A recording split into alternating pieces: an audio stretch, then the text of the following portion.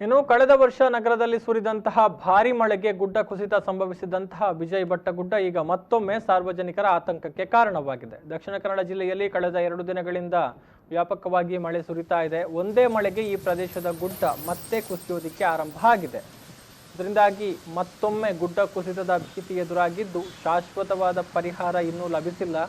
ಕಳೆದ ವರ್ಷ ಭೂಕುಸಿತ ಉಂಟಾಗಿ ಸಾರ್ವಜನಿಕರ ವಾಹನ ಸಂಚಾರಕ್ಕೆ ತೊಂದರೆಯಾಗಿತ್ತು.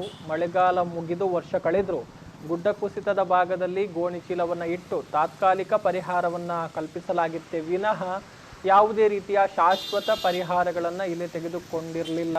ಒಂದು ತಡೆಗೋಡೆ ರಚನೆಯಾಗಿರುವಂಥದ್ದು ಮಾಡುವಂಥದ್ದಾಗಲಿ ಅಥವಾ ಇನ್ನಿತರ ಕ್ರಮಗಳನ್ನು ತೆಗೆದುಕೊಳ್ಳುವಂಥದ್ದಾಗಲಿ ಯಾವುದೂ ಆಗಲಿಲ್ಲ. ಕೇವಲ ಗೋಣಿ ಚೀಲಗಳನ್ನು ಅಡ್ಡವಾಗಿಟ್ಟು ಕುಸಿಯುವಂಥದ್ದಕ್ಕೆ ತಾತ್ಕಾಲಿಕವಾಗಿ ಬ್ರೇಕ್ ಹಾಕಲಾಗಿತ್ತು. ಸೊ ಅದುವೇ ಈವರೆಗೂ ಕೂಡ ಅಲ್ಲಿ ತಡೆಗೋಡೆಯಾಗಿ ಉಳಿದುಕೊಂಡಿದೆ ಅನ್ನುವಂಥದ್ದು.